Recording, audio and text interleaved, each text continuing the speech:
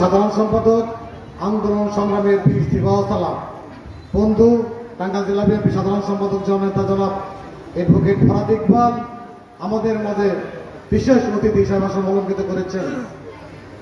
Fascist Hasina বিরোধী আন্দোলনের সম্মুখ যোদ্ধা হিসেবে যিনি বারবার কারা নির্যাতিত হয়েছেন, কারা নির্যাতিত হয়েছেন, আমার সেই সহযোদ্ধা ছোট ভাই টাঙ্গাইল জেলা যুব দলের সুযোগ্য সদস্য সচিব আন্দোলন সংগ্রামের পীর ইস্তিফাউসালাম তৌহিদুল ইসলাম বাবু আমাদের মাঝে উপস্থিত রয়েছেন।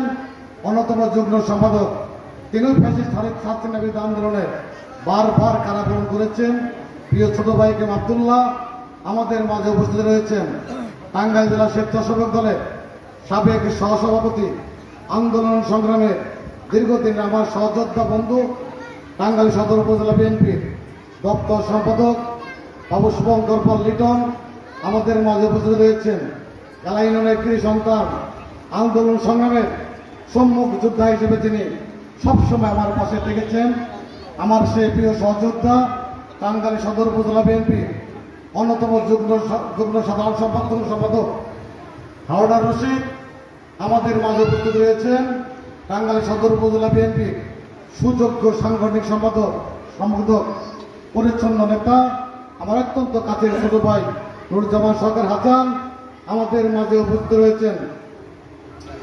বাংলাদেশ জাতীয় দল বিদ্যুৎ শ্রমিক ইউনিয়ন টাঙ্গাইল জেলা শাখা সুযোগ্য সাধারণ সম্পাদক মোস্তাফিজুর রহমান রাজু আমাদের মাঝে উপস্থিত রয়েছেন।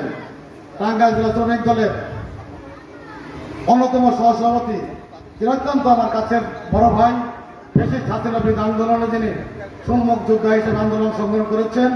বিদ্যুৎ ডিপার্টমেন্টে যার অন্যতম একটা পরিচিত আমাদের মাসুদ ভাই হিসেবে আমাদের সেই মাসুদ ভাই আমাদের মাঝে উপস্থিত রয়েছেন। স্বেচ্ছাসেবক দলের সাবেক সাংগঠনিক সম্পাদক আমার দীর্ঘদিনের সহযোদ্ধা ছোট ভাই উজ্জ্বল আমাদের মাঝে উপস্থিত রয়েছেন। যুব দলের নেতা